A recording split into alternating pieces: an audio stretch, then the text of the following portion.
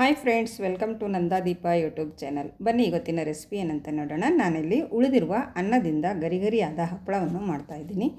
ತುಂಬಾ ಕ್ರಿಸ್ಪಿಯಾಗಿ ಬರುತ್ತವೆ ಮತ್ತು ಟೇಸ್ಟ್ ಕೂಡ ತುಂಬ ಚೆನ್ನಾಗಿರುತ್ತೆ. ಯಾವ ರೀತಿ ಮಾಡೋದು ಅಂತ ನೋಡೋಣ ಬನ್ನಿ ಫ್ರೆಂಡ್ಸ್.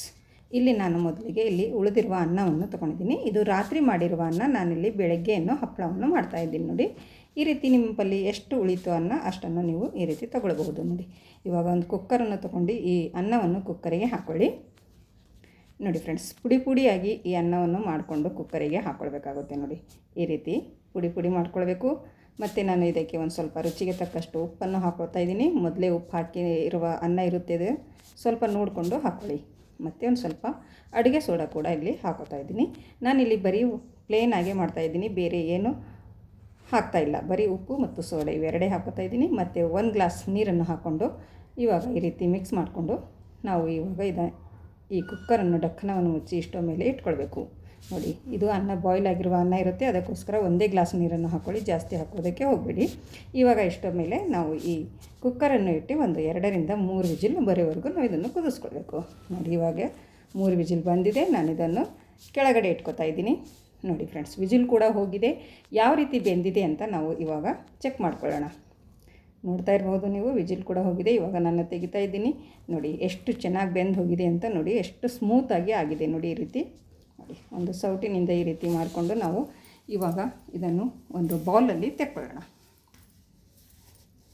ನೋಡಿ, ಈ ಬೌಲಿಗೆ ನಾನು ಇಷ್ಟು ಅನ್ನವನ್ನು ನಾನು ಇದಕ್ಕೆ ತೆಕ್ಕೋತಾ ಇದ್ದೀನಿ, ಈ ಮಿಶ್ರಣವನ್ನು. ನೋಡಿ ಫ್ರೆಂಡ್ಸ್, ತುಂಬಾ ಗರಿಗರಿಯಾಗಿ ಬರುತ್ತವೆ, ಟೇಸ್ಟು ಕೂಡ ತುಂಬ ಚೆನ್ನಾಗಿರುತ್ತೆ.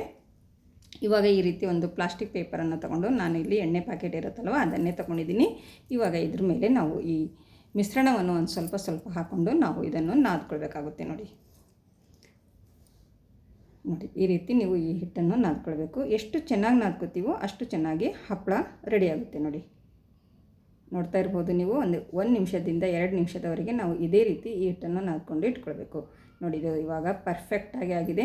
ಇವಾಗ ಒಂದು ಪಾತ್ರೆಯಲ್ಲಿ ಇದನ್ನು ತೆಗೆದುಕೊಂಡು ಮತ್ತು ಇನ್ನು ಉಳಿದ ಹಿಟ್ಟು ಕೂಡ ಮಿಶ್ರಣ ಕೂಡ ನಾವು ಇದೇ ರೀತಿ ನಾದ್ಕೊಳ್ಬೇಕು. ನೋಡ್ತಾ ಇರ್ಬೋದು ನೀವು ನಾನು ಯಾವ ರೀತಿ ನಾದ್ಕೊತಾ ಇದ್ದೀನಂತ. ಇದು ಕೂಡ ರೆಡಿ ಆಯಿತು. ನಾನು 2 ಬ್ಯಾಚ್ ಈ ಮಿಶ್ರಣವನ್ನು ಒಂದು ಬೌಲಲ್ಲಿ ಇಟ್ಕೊತಾ ಇದ್ದೀನಿ. ನೋಡಿ, ಇವಾಗ ಹಪ್ಪಳ ಮಾಡೋಣ ಫ್ರೆಂಡ್ಸ್. ಇವಾಗ ಈ ರೀತಿ ಇರುವ ಒಂದು ಪ್ಲಾಸ್ಟಿಕ್ ಕವರನ್ನು ತೊಗೊಂಡಿದ್ದೀನಿ.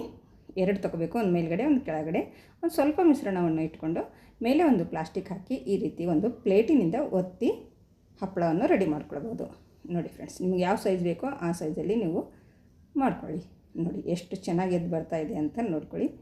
ನೋಡಿ, ನಾವು ಉಳಿದಿರುವ ಅನ್ನದಿಂದ ಹಪ್ಪಳವನ್ನು ಮಾಡ್ತಾಯಿದ್ದೀನಿ. ನೋಡಿ, ಯಾರಿಗೂ ಕಂಡು ಹಿಡಿಯೋಕ್ಕೆ ಆಗೋಲ್ಲ, ಇದು ಅನ್ನದಿಂದ ಮಾಡಿರುವ ಹಪ್ಪಳ ಅಂತ. ಅಷ್ಟೊಂದು ಚೆನ್ನಾಗಿ ಬರುತ್ತವೆ. ನೋಡ್ತಾ ಇದ್ದೀರಾ? ಮತ್ತು ಇನ್ನೊಂದು ಹಪ್ಪಳ ಕೂಡ ನಾನು ಅದೇ ರೀತಿ ಮಾಡಿ ತೋರಿಸ್ತೀನಿ. ನೋಡಿ ಫ್ರೆಂಡ್ಸ್, ನಿಮ್ಗೆ ಯಾವ ಸೈಜ್ ಬೇಕೋ ಆ ಸೈಜಲ್ಲಿ ಮಾಡ್ಕೊಳ್ಳಿ. ಇದಕ್ಕೆ ಈ ಹಪ್ಪಳ ಮಾಡೋದಕ್ಕೆ ಜಾಸ್ತಿ ಜನರು ಕೂಡ ಬೇಡ, ಒಬ್ಬರೇ ನೀವು ಆರಾಮವಾಗಿ ಒಂದು 10 ರಿಂದ 15 ನಿಮಿಷದಲ್ಲಿ ನಾವು ಈ ಹಪ್ಪಳವನ್ನು ರೆಡಿ ಮಾಡ್ಕೊಳ್ಬೋದು. ನೋಡಿ, ಇದು ಹಪ್ಪಳ ಕೂಡ ರೆಡಿ ಆಯಿತು. ಇದನ್ನು ಕೂಡ ನಾನು ಇಲ್ಲಿ ಫ್ಯಾನಿನ ಗಾಳಿಗೆ ಒಂದು ಪ್ಲಾಸ್ಟಿಕ್ ಸೀಟ್ ಮೇಲೆ ಒಣಗಿ ಹಾಕೋತಾ ಇದ್ದೀನಿ. ಒಂದು ದಿವಸ ಫ್ಯಾನಿನ ಗಾಳಿಗೆ ಒಣಗಿಸ್ಕೊಂಡು ಮರುದಿನ ಒಂದು 2 ಗಂಟೆ ಕಾಲ ಬಿಸಿಲಲ್ಲಿ ಒಣಗಿಸ್ಕೊಳ್ಬೇಕು. ಆವಾಗ ಪರ್ಫೆಕ್ಟಾಗಿ ಹಪ್ಪಳ ರೆಡಿ ಆಗುತ್ತೆ. ನೋಡಿ, ಎಲ್ಲ ಹಪ್ಪಳಗಳನ್ನು ಇದೇ ರೀತಿ ನಾನು ಮಾಡಿ ಇಟ್ಕೊಂಡಿದ್ದೀನಿ. ನೋಡಿ, ಎಷ್ಟು ಚೆನ್ನಾಗಿ ಬಂದಿದೆ ಅಂತ ನೋಡ್ಕೊಳ್ಬಹುದು. ಒಣಗಿದ ಮೇಲೆ ತೋರಿಸ್ತೀನಿ ಇವಾಗ ನಿಮಗೆ ಯಾವ ರೀತಿಯಾಗಿವೆ ಅಂತ. ನೋಡಿ, ಇದು ಮರು ದಿವಸ ಮುಂಜಾನೆ ಒಂದು ಸ್ವಲ್ಪ ಬಿಸಿಲಿಗೆ ಹಾಕ್ಕೊಂಡು ಇಟ್ಕೊಂಡಿದ್ದೀನಿ.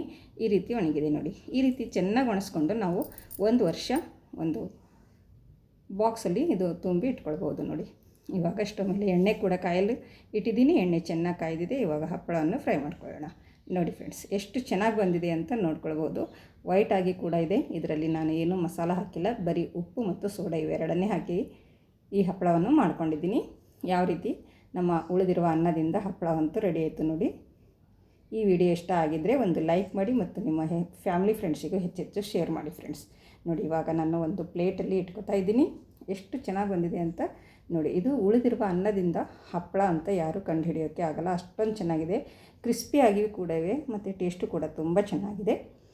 ಮತ್ತು ನನ್ನ ಚಾನಲನ್ನು ಯಾರು ಸಬ್ಸ್ಕ್ರೈಬ್ ಮಾಡಿಕೊಂಡಿಲ್ಲ ಅವರು ಸಬ್ಸ್ಕ್ರೈಬ್ ಮಾಡಿಕೊಳ್ಳಿ. ನಾನು ಹಾಕಿರುವಂಥ ವಿಡಿಯೋ ನೋಟಿಫಿಕೇಷನ್ ನಿಮಗಾಗಿ ತಲುಪುತ್ತದೆ.